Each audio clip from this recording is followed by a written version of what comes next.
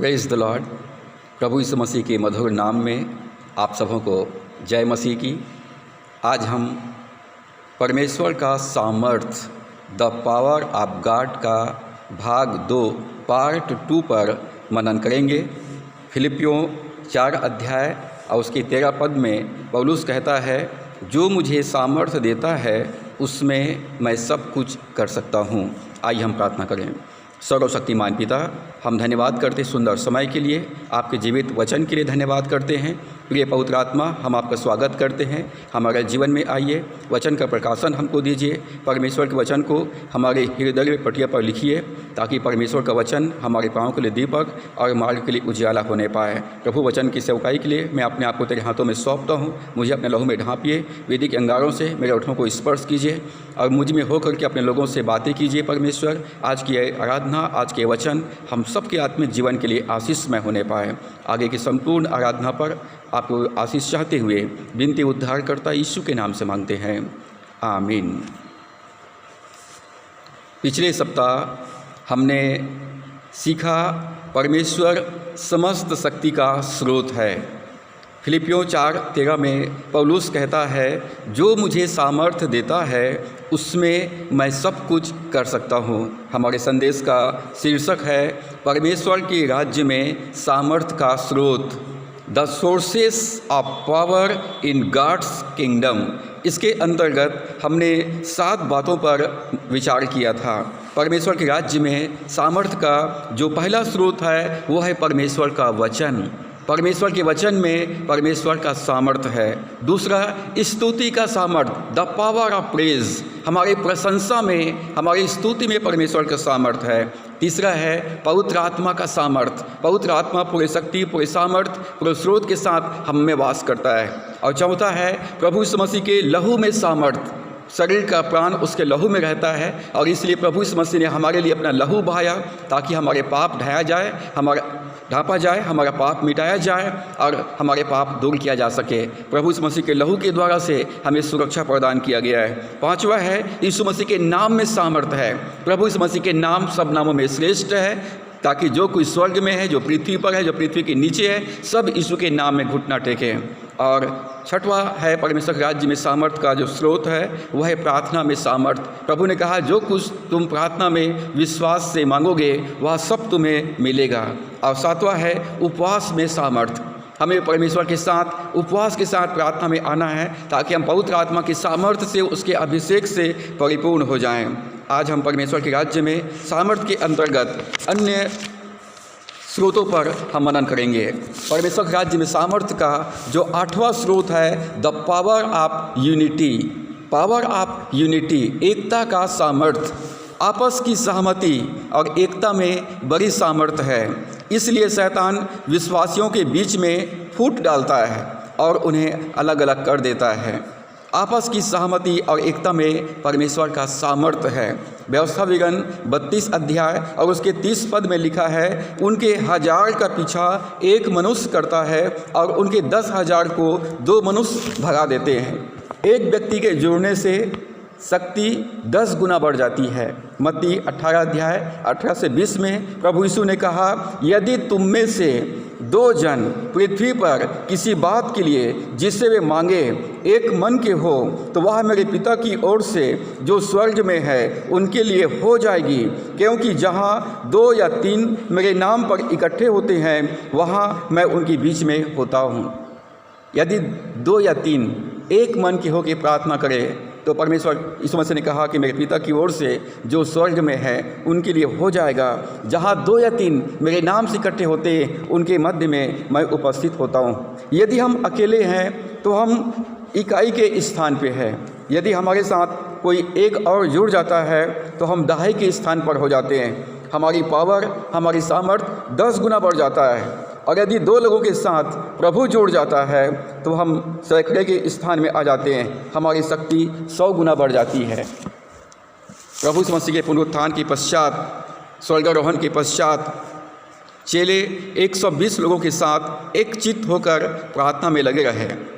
प्रेरितों के काम 1 अध्याय 14 और 15 पद में लिखा है, प्रभु यीशु मसीह के स्वर्गारोहण के पश्चात प्रभु यीशु के चेले 120 लोगों के साथ एक मन एक चित्त होकर प्रार्थना में लगे रहे और इसका परिणाम हम देखते हैं पेंतकुस्त के दिन। प्रेरितों के काम 2 अध्याय 1 से 4 पद में हम देखते हैं कि वे सभी पवित्र आत्मा से भर गए, पवित्र आत्मा की सामर्थ्य से भर गए।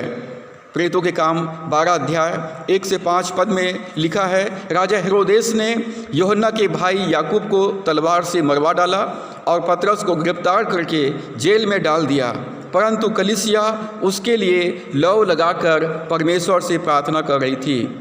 एकता की प्रार्थना से परमेश्वर के स्वर्गदूत आकर पतरस को बंदीगृह से निकाल लाया। एकता की प्रार्थना, आपस में सहमति की प्रार्थना, स्वर्गदूत को लेकर के आया और पतरस को जेल से छुड़ा लिया। उत्पत्ति 11 अध्याय के 6 पद में परमेश्वर ने कहा, जब परमेश्वर के लोग एक गगनचुंबी इमारत बना रहे थे, तब परमेश्वर ने देखा जब परमेश्वर के संतान एक साथ मिलकर बाबुल का गुम्मट बनाने लगे, तब परमेश्वर ने कहा, यदि वे एक मन और एक हृदय से करें तो जितना वे करने का यत्न करेंगे उसमें से कुछ उनके लिए अनहोना न होगा। परमेश्वर ने कहा, यदि वो एक मन एक हृदय एक चित्त से करेंगे तो उनके लिए कोई भी काम कठिन नहीं होगा। और इसीलिए सबोपदेशक 4 अध्याय के 9 पद में लिखा है, 2 पुपिल आर बेटर देन 1, एक से 2 अच्छे हैं क्योंकि उनके परिश्रम का अच्छा फल मिलता है। एकता में सामर्थ्य है, इसलिए आपस में संगति करना न छोड़ें।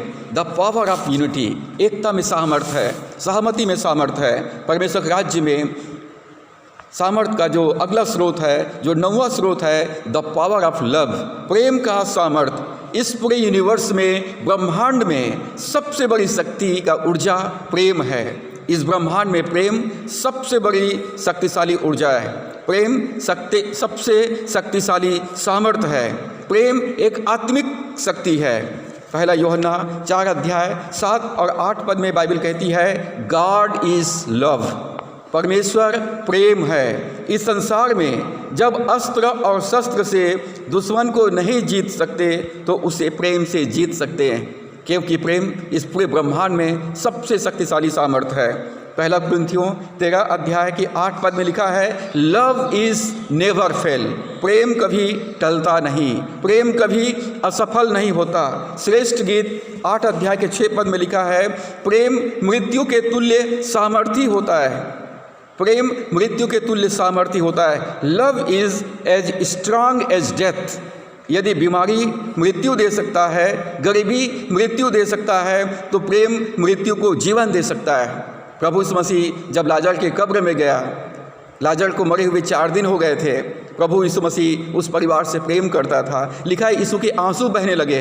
जब यीशु मसीह कब्र में गए तो प्रभु ने कहा, पत्थर को हटाओ, और जब पत्थर हटाया गया तो प्रभु यीशु मसीह ने जोर से लाजर को पुकारा, लाजर, मेरे भाई लाजर, बाहर निकल आ।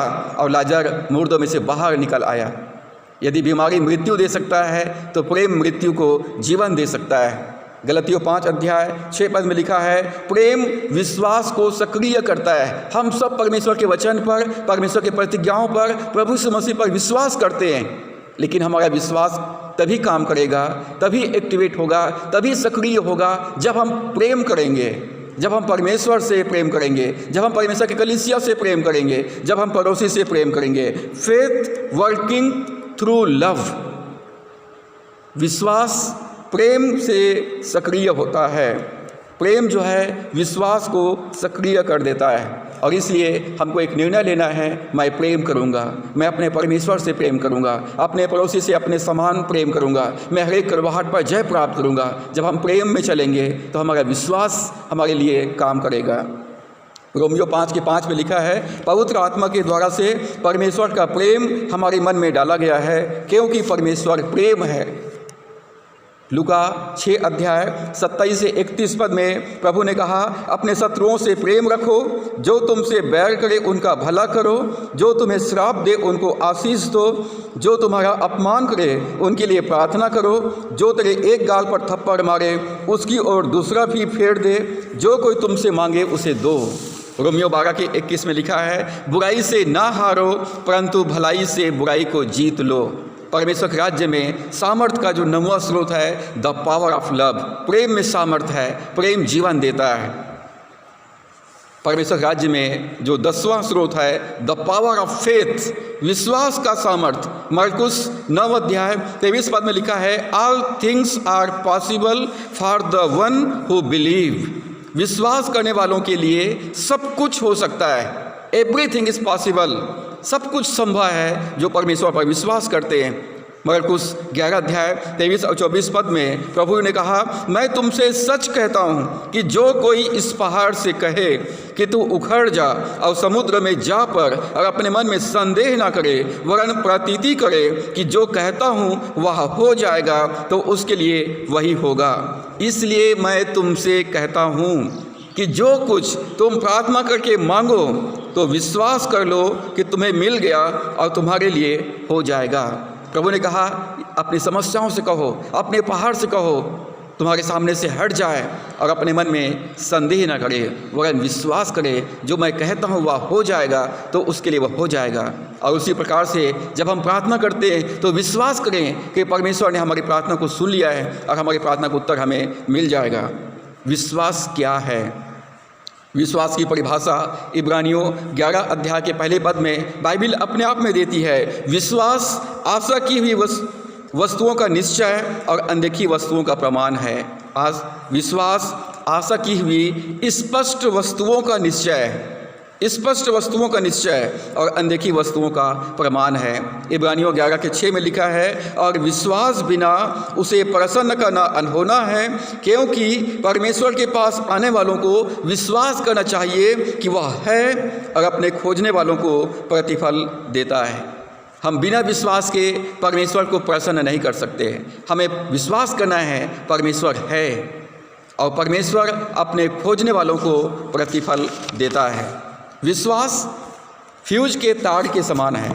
जब हम अपने घर में हम बिजली फिटिंग कराते हैं तो बोर्ड में एक फ्यूज का तार लगाया जाता है, और उस फ्यूज के तार के द्वारा से पावर सप्लाई होता है, करंट बहता है। हमारे विश्वास के द्वारा से परमेश्वर का सामर्थ हमारे जीवन में आता है। फ्यूज, हमारा विश्वास एक फ्यूज के तार के समान है। यदि फ्यूज का तार टूट जाता है तो पावर सप्लाई रुक जाती है। यदि हमारे जीवन में विश्वास नहीं है या विश्वास बहुत कमज़ोर है तो परमेश्वर का सामर्थ हमारे जीवन में नहीं बहेगा, और इसलिए हमको परमेश्वर पर विश्वास करना है। Faith is the key to receiving all blessing from God.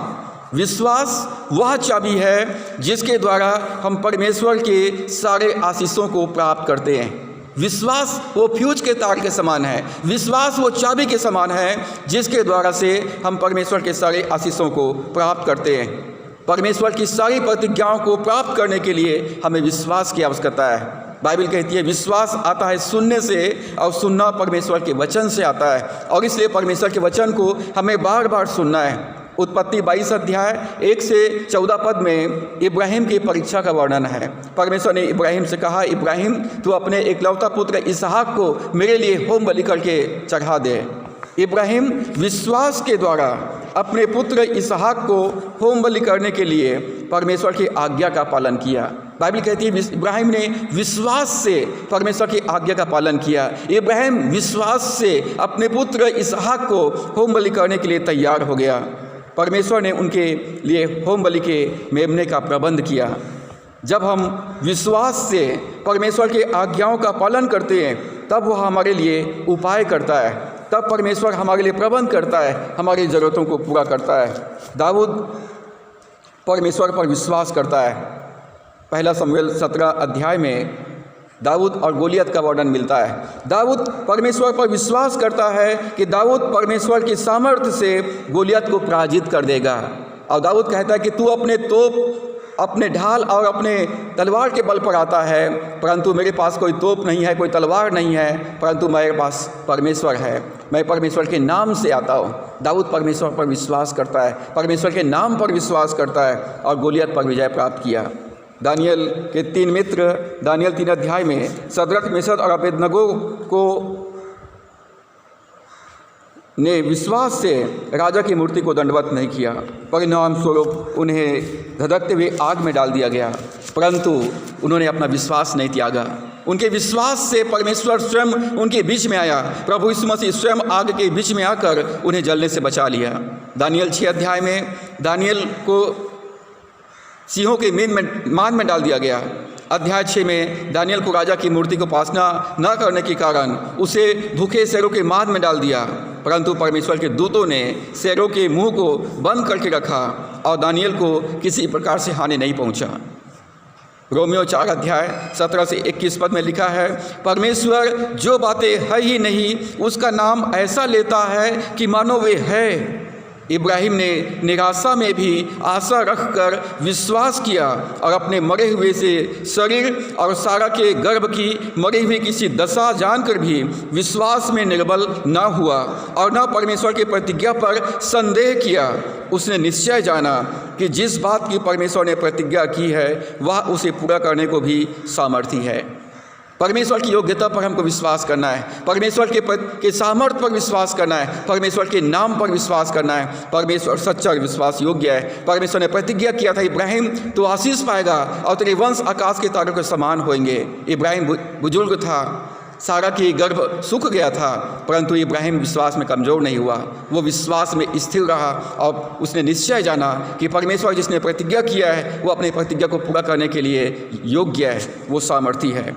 Romeo 1 अध्याय के 17 पद में परमेश्वर कहता है, मेरा धर्मी जन विश्वास से जीवित रहेगा और यदि वो पीछे हट जाए तो मेरा मन उससे प्रसन्न नहीं होगा। हमको विश्वास करना है। परमेश्वर कहता है, मेरा धर्मी जन विश्वास से जीवित रहेगा। हम विश्वास से परमेश्वर की प्रतिज्ञाओं को प्राप्त कर सकते हैं। परमेश्वर के राज्य में सामर्थ्य का जो 11वां स्रोत है, द पावर ऑफ टंग, हमारे शब्दों में सामर्थ्य है, हमारे मुंह में सामर्थ्य है। हम अपने मुंह से जो शब्द बोलते हैं उस शब्दों में सामर्थ्य है। नीति वचन 18 अध्याय के 21 पद में लिखा है, death and life are in the power of the tongues. जीभ के वश में मृत्यु और जीवन दोनों होते हैं और जो उसे काम में लाना जानता है वह उसका फल भोगेगा। हमारे मुंह में, हमारे मुंह के शब्दों में जीवन और मृत्यु का सामर्थ्य है। याकूब 3 अध्याय के 6 पद में लिखा है, जीभ भी एक आग है और सारी देह पर कलंक लगाती है और भव चक्र में आग लगा देती है। जीभ हमारे मुंह में एक छोटा सा अंग है, परंतु ये जीभ पूरे शरीर को कंट्रोल करता है। जीभ पूरे शरीर को नियंत्रित करता है। जैसा आप बोलेंगे वैसा ही आपके साथ होगा। जिस प्रकार से नाव को पतवार से नियंत्रित किया जाता है, घोड़े को लगाम से नियंत्रित किया जाता है, उसी प्रकार से पूरे शरीर को जीभ के द्वारा से, मुंह के शब्दों के द्वारा से नियंत्रित किया जाता है। मरकुस 11 अध्याय के 23 पद में प्रभु ने कहा, अपने पहाड़ से कहो, अपनी समस्याओं से कहो, स्पीक द माउंटेन। प्रार्थना करने के लिए हमको नहीं कहा गया है अपनी समस्याओं से कहो, अपने पहाड़ से कहो, मेरे नाम से पहाड़ से कहो। दुष्ट आत्माओं को तुम मेरे नाम से निकालोगे, उन्हें आदेश देना है। अपने पहाड़ से कहो, समस्याओं से कहो कि वो यीशु मसीह के नाम से हमारे सामने से हट जाए। बीमार से कहना कि वो यीशु मसीह के नाम में चंगे हो जाए। आंधी तूफान को कहना कि यीशु मसीह के नाम से वो शांत हो जाए। हमको मुर्दों से कहना कि यीशु के नाम से वो जी उठे। हमको अंधे को कहना कि यीशु के नाम से वो देखने लगे। मत्ती 8 अध्याय 5 से 13 पद में सूबेदार के विश्वास का वर्णन पाया जाता है। जब प्रभु यीशु कफरनहूम में आया तो एक रोमी सूबेदार ने उसके पास आकर उससे विनती की कि हे प्रभु, मेरा सेवक घर में झोले का मारा हुआ बहुत दुखी पड़ा है। यीशु ने कहा, मैं आकर उसे चंगा करूँगा। सूबेदार ने उत्तर दिया कि हे प्रभु, मैं इस योग्य नहीं कि तू मेरी छत के तले आए, पर केवल मुंह से कह दे तो मेरा सेवक चंगा हो जाएगा। केवल मुंह से कह दे तो मेरा सेवक चंगा हो जाएगा। यीशु ने कहा, जा, जैसा तेरा विश्वास है वैसा ही तेरे लिए हो। उसका सेवक उसी घड़ी चंगा हो गया। मरकुस 5 अध्याय 25 से 34 पद में लहू बहने वाली स्त्री का वर्णन है। यहाँ पर इसका नाम नहीं दिया गया है। इस स्त्री का पहचान उसके बीमारी से हो रहा है। लहू बहने वाली स्त्री, इसको 12 साल से लहू बहने का रोग था। इसने फिजिशियन से, डॉक्टरों से, वैद्यों से बहुत इलाज करवाई थी। उसने अपना घर का सामान बेच कर इलाज करवाई थी और वो कंगाल हो गई थी। उसका बीमारी ठीक होने के बदले में और अधिक बढ़ गया था। उसने यीशु की चर्चा सुनी, उसने यीशु पर विश्वास की, उसने अपने विश्वास का अंगीकार करती थी। वो अपने मुंह से कहती थी, यदि मैं यीशु का वस्त्र को छू लूँगी तो मैं चंगी हो जाऊंगी। उसने भीड़ में आई, पीछे से आई और प्रभु यीशु मसीह के वस्त्र को उसने छू ली, और लिखा है बाइबल में, और वो तुरंत उसका लहू बहना बंद हो गया। यीशु ने कहा, पुत्री, तेरे विश्वास ने तुझको चंगा किया है। ये स्त्री विश्वास करती थी और अपने मुंह से अंगीकार करती थी, स्वीकार करती थी, घोषणा करती थी, यदि मैं यीशु के वस्त्र को छू लूँगी तो मैं चंगी हो जाऊँगी। रोमियो 10 अध्याय 8 से 10 पद में लिखा है, यदि तू यीशु को प्रभु जानकर अपने मुंह से अंगीकार करे और अपने मन से विश्वास करे कि परमेश्वर ने उसे मरे हुए में से जिलाया, तो निश्चय उद्धार पाएगा। क्योंकि धार्मिकता के लिए मन से विश्वास किया जाता है और उद्धार के लिए मुंह से अंगीकार किया जाता है। उद्धार पाने के लिए हमको 2 काम करना है। पहला, अपने मन से विश्वास करना है कि यीशु मसीह मेरे लिए आया, मेरे लिए मारा गया, मेरे लिए गाड़ा गया और मेरे लिए मुर्दों में से जी उठा है। हमें एक जीवित यीशु पर विश्वास करना है। और दूसरा, अपने मुंह से अंगीकार करना है, अपने मुंह से स्वीकार करना है, मान लेना है, एक्सेप्ट करना है कि यीशु मसीह मेरा प्रभु है। जब हम यीशु मसीह मेरा प्रभु है कहते हैं तो हमारा छुटकारा होता है, हमारा उद्धार होता है। चंगाई के लिए भी हम उसी प्रकार से 2 काम करना है। हमें विश्वास करना है कि यीशु मसीह निश्चय हमारे दुखों को सह लिया, हमारे रोगों को उसने उठा लिया, हमारे लिए घायल किया गया, हमारे लिए कुचला गया, हमारे लिए मारे गए, हमारे लिए उसने 39 कोड़े के मार खाए। और अपने मुंह से अंगीकार करना है, कन्फेस करना है, स्वीकार करना है कि यीशु मसीह के मार खाने से, उसके कोड़े खाने के द्वारा से मैं चंगा हूँ। जब हम विश्वास करेंगे और विश्वास का अंगीकार करेंगे तो हमारे जीवन में हम चंगाई को प्राप्त करेंगे। आर्थिक संपन्नता के लिए, समृद्धि के लिए हमें विश्वास करना है कि प्रभु यीशु मसीह धनी होकर के भी हमारे लिए कंगाल हो गया। प्रभु यीशु मसीह मेरे लिए कंगाल हुआ ताकि उसे कंगाल हो जाने के द्वारा से मैं यीशु मसीह में धनी हो जाऊं। प्रभु ने मेरे कंगालीपन का पूरा दाम चुका दिया है। अब जो गरीब है, जो कंगाल है, वो कहे मैं धनी हूँ। लेट द पुअर से आई एम रिच। हमें अंगीकार करना है, अब मैं आशीषित हूँ, मैं समृद्ध हूँ, मैं अब संपन्न हूँ। अय्यूब 22 अध्याय और उसके 28 पद में लिखा है, यदि तुम किसी चीज़ का आदेश दोगे तो यह तुम्हारे सामने रख दी जाएगी और तुम्हारे रास्ते पर रोशनी जल जाएगी। यदि तुम किसी चीज़ का आदेश दोगे, प्रभु ने आदेश दिया अंधियारे को उजियाला हो और उजियाला हो गया। प्रभु ने आदेश दिया आंधी तूफान को शांत हो जा और वो शांत हो गया। प्रभु ने आदेश दिया अंधे को देखने लग और वो देखने लगा। प्रभु ने आदेश दिया लंगड़े को चलने लग और वो चलने लगा। प्रभु ने आदेश दिया लाजर बाहर निकला और लाजर मुर्दों में से बाहर निकल आया। प्रिय मित्रों, और उसी प्रकार से यदि हम यीशु के नाम से जब हम आदेश देंगे किसी भी चीज़ को तो हमारे सामने रख दी जाएगी, हमारे सामने रख दी जाएगी और तुम्हारे रास्ते पर रोशनी जल जाएगी। हमारे मार्ग में उजियाला होगा। हमारे शब्दों में सामर्थ्य है, आश्रय क्रम हमारे मुंह में है। परमेश्वर के राज्य में सामर्थ्य का जो 12वां स्रोत है, the power of thoughts, power of thought, हमारे सोच, हमारे विचारों में सामर्थ्य है। नीति वचन 23 के 7 में लिखा है, मनुष्य के हर एक विचार और उसके हर कल्पना में शक्ति होती है। हमारे हर एक विचार और हर एक कल्पनाओं में शक्ति होती है। मनुष्य के विचार में शक्ति होती है। हम जिन बातों को सोचते हैं उन चीज़ों को हम अस्तित्व में लाते हैं। विचार वस्तु बन जाते हैं। जो हम सोचते हैं वही हमारे जीवन में हमारे सामने आ जाता है। हमारे सामने जो बातों की हम कल्पना करते हैं वही कल्पनाएं हमारे जीवन में घटना के रूप में घटित हो जाती है। मनुष्य जिस विचार को अपने मन में बसने की अनुमति देता है वह वैसा ही बन जाता है। यदि आप गरीबी के बारे में सोचेंगे तो आप गरीब हो जाएंगे, कंगाल हो जाएंगे। यदि आप बीमारी के बारे में सोचेंगे तो आप बीमार हो जाएंगे। यदि आप समृद्धि के बारे में सोचेंगे तो आप समृद्ध हो जाएंगे। यदि आप तंदुरुस्ती के बारे में सोचेंगे आप तंदुरुस्त हो जाएंगे। यदि आप कहेंगे मेरे जीवन में मैं आशीषित हूँ, मैं भरपूर हूँ, मैं संपन्न हूँ, मैं तंदुरुस्त हूँ, मैं बलवंत हूँ, तो आप वैसा ही बनेंगे। यदि आप सोचेंगे कि आप गरीबी के बारे में सोचेंगे, बीमारी के बारे में सोचेंगे, आप असफलता के बारे में सोचेंगे तो आपके जीवन में वैसी परिस्थितियाँ निर्मित हो जाएगी। अय्यूब 3 अध्याय के 25 पद में लिखा है, अय्यूब कहता है, जिस डरावनी बात से मैं डरता हूँ वही मुझ पर आ पड़ती है और जिस बात से मैं भय खाता हूँ वही मुझ पर आ जाती है। अय्यूब कहता है, जिस डरावनी बात से मैं डरता हूँ, जिस डरावनी बात से मैं डरता हूँ वही मुझ पर आ पड़ती है और जिस बात से मैं भय खाता हूँ वही मुझ पर आ जाती है। अय्यूब अपने समय में परमेश्वर का सच्चा विश्वास योग्य व्यक्ति था। वो अपने समय में खरा व्यक्ति था, वो सच्चा व्यक्ति था, सीधा व्यक्ति था, परमेश्वर का भय मानने वाला व्यक्ति था, बुराई से दूर रहने वाला व्यक्ति था। अय्यूब अपने समय में सबसे अधिक साधन संपन्न व्यक्ति था।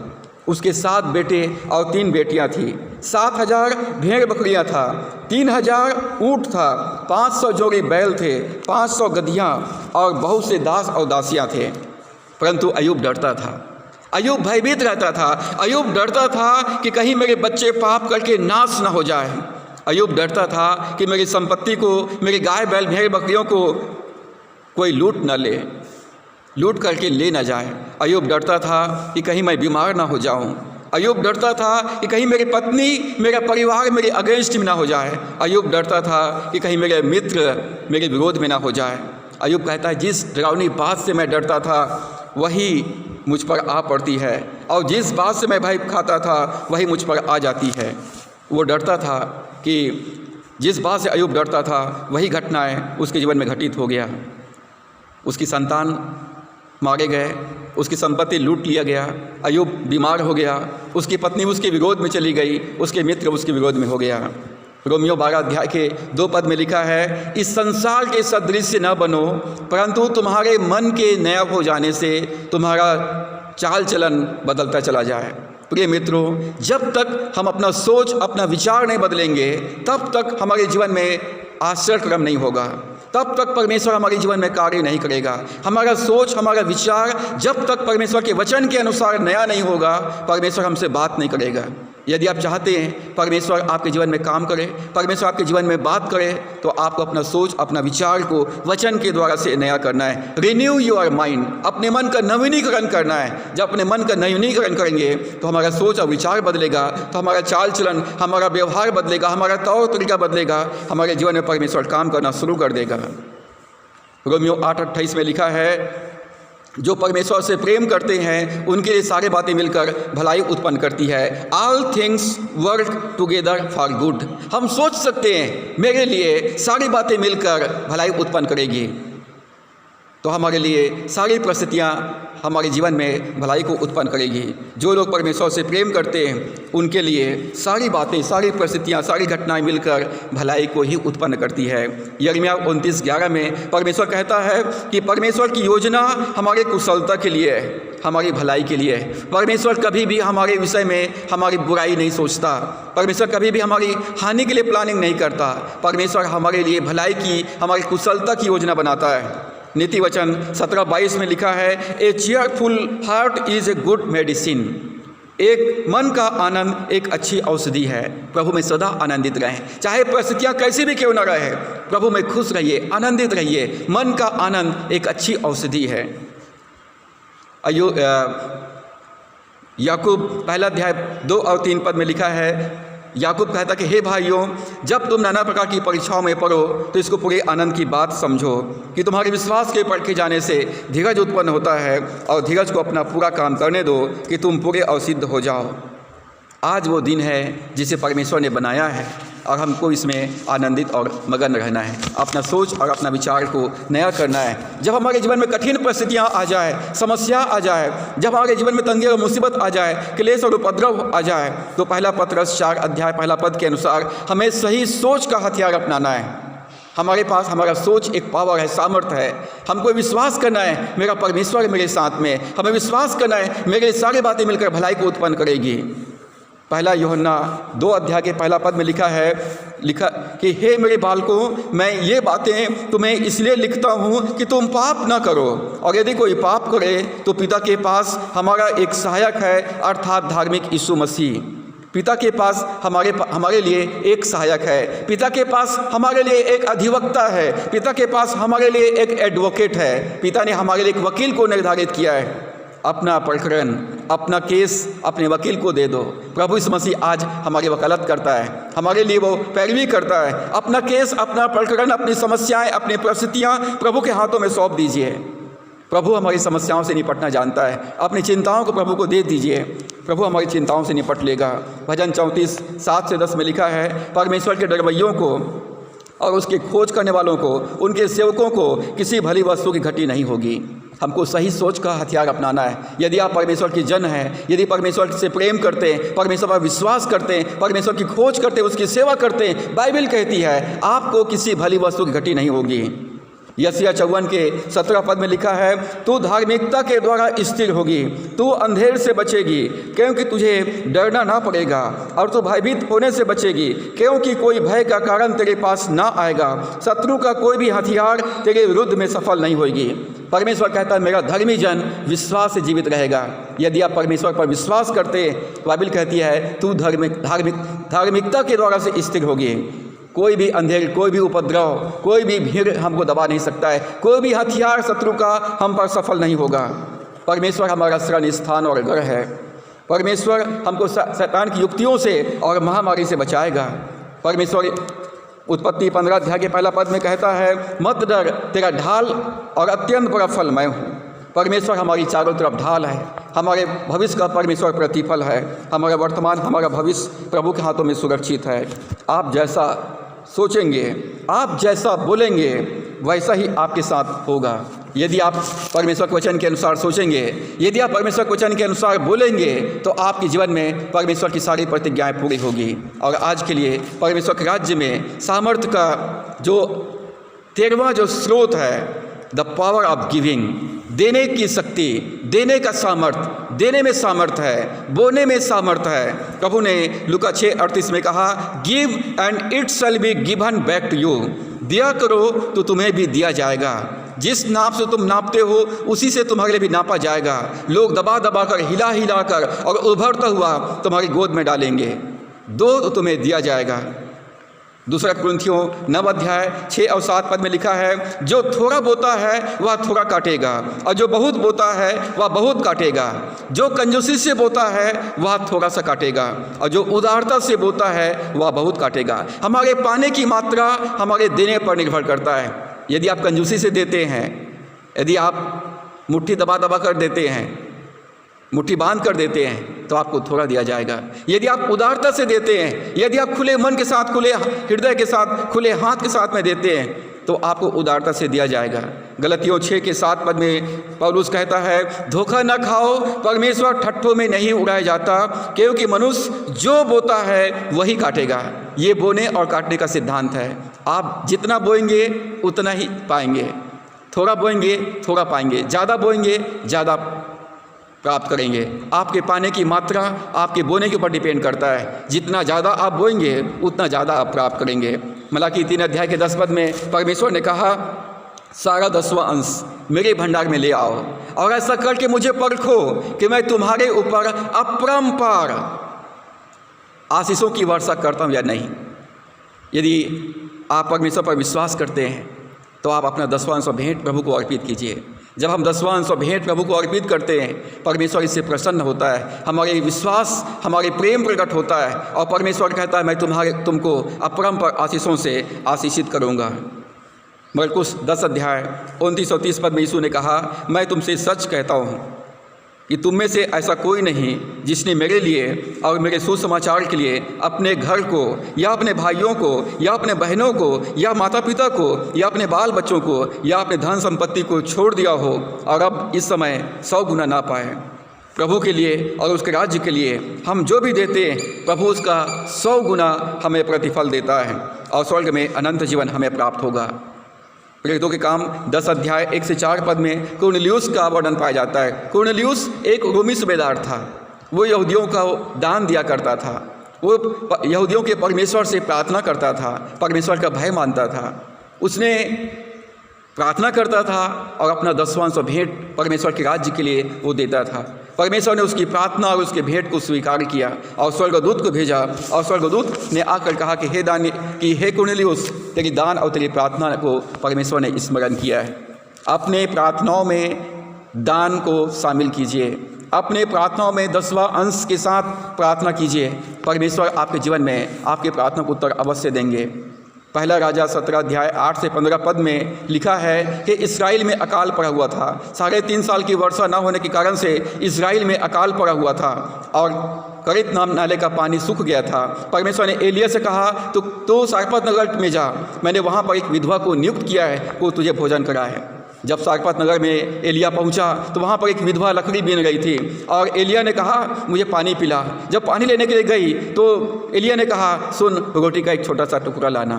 उस विधवा ने कहा कि मेरे घर में एक पसरी आटा, कुप्पे में थोड़ा सा तेल के अलावा कुछ भी नहीं है।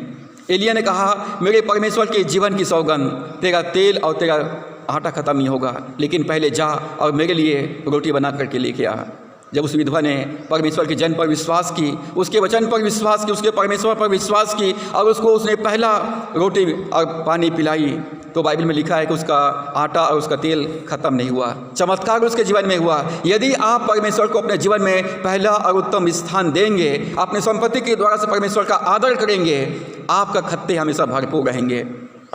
यदि आप कर्ज में हैं तब भी जो आपके पास में है उसको देना है। दूसरा राजा 4 अध्याय में भविष्यवक्ता की एक विधवा थी जो एलिशा के पास में आई और कहती है कि तेरा दास मेरा पति मर गया है और उसने कर्जा लिया हुआ था और कर्ज देने वाले ने कर्जा वसूल करने के लिए आया है और उसको देने के लिए मेरे पास कुछ भी नहीं है, वो मेरे बेटे को अपना गुलाम बनाना चाहता है। एलिशा ने पूछा मुझे बता तेरे घर में क्या है। उस विधवा ने कहा तेरी दासी के घर में एक हांडी तेल के अलावा कुछ भी नहीं है। एलिशा ने कहा तू जा आसपास के लोगों के घर में जा करके खाली बर्तन को मांग करके लिया और थोड़ा नहीं बहुत सारे बर्तन मांग करके लाना और उसको उसमें अपना तेल को उंडेल देना। वो बहुत सारे बर्तन मांग के लाई, खाली बर्तन, दरवाज़ा बंद की और उस खाली बर्तन में तेल को उंडेल दी। जब तेल उंडेलता गया, बर्तन भरता गया, पूरा बर्तन भर गया और तब तेल थम गया। उसने कहा जा अपना तेल बेचकर अपना कर्जा चुका दे। चमत्कार उनके जीवन में हुआ, कर्ज चुका दिया गया जब उसने अपने हृदय खोल दिया। प्रिय मित्रों, यदि आप किसी प्रकार के कर्ज में हैं, अपना दरवाज़ा बंद कीजिए, अपने हृदय प्रभु के सामने खोल दीजिए। जो आपके पास में है उसको दे दीजिए, प्रभु को उंडेल दीजिए प्रभु के सामने। परमेश्वर के राज्य में परमेश्वर चमत्कार करेगा और सुपर नेचुरल रीति से, अलौकिक रीति से आप कर्ज से आपको परमेश्वर मुक्त करेगा। यूहन्ना 6 अध्याय में 5000 की भेड़ को भोजन कराने का वर्णन है। वहाँ पर 5 रोटी और 2 मछली से 5000 की भीड़ को और उनके पत्नियों को और उनके बच्चों को भोजन कराना है। 5 रोटी और 2 मछली के द्वारा से प्रभु ने वहाँ पर एक चमत्कार हुआ, आश्चर्यक्रम हुआ। सब लोग खाकर तृप्त हुए और 12 टोकरी बच गया। आश्चर्यक्रम कब हुआ? जब उन्होंने रोटी और मछली प्रभु यीशु मसीह को दिया। जब हम अपना जीवन, अपनी आशीष प्रभु को देंगे, आश्चर्यक्रम होगा।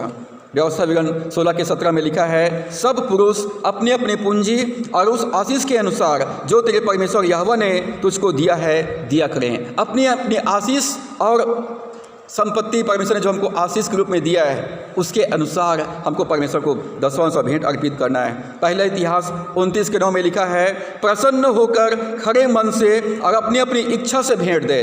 प्रसन्न होकर आनंद के साथ, हर्ष के साथ परमेश्वर को अपना दसवां भेंट अर्पित करें। खड़े मन से, विश्वास योग्यता के साथ, दिल की सच्चाई से प्रभु को भेंट अर्पित करें और अपनी अपनी इच्छा से, दबाव से, कुरकुरा कर, दुखी होकर के भेंट अर्पित ना करें, क्योंकि परमेश्वर हर्ष से देने वाले से प्रसन्न होता है। बाइबल कहती है लेने से देना धन्य होता है। लेने वाले की ज़रूरत पूरा होता है परंतु देने वाला आशीषित होता है। हमको नियमित रूप से सप्ताह के पहले दिन, रविवार के दिन परमेश्वर के भवन में जाना है, परमेश्वर की इबादत करना है और अपना दसवांश भेंट को प्रभु को अर्पित करना है। अपनी संपत्ति या अपनी वेतन का सारा दसवांश प्रभु को अर्पित करना है।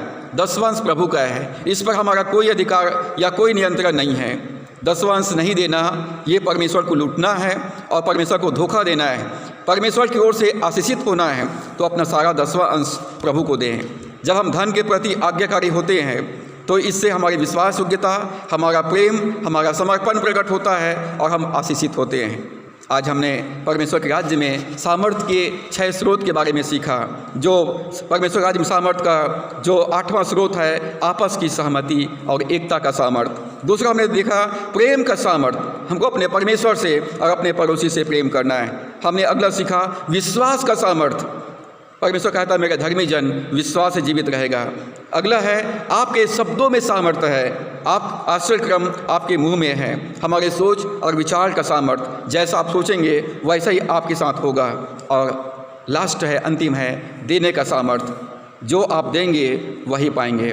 परमेश्वर इन वचनों के द्वारा से हम सबको आशीष दे। आइए हम प्रार्थना करें।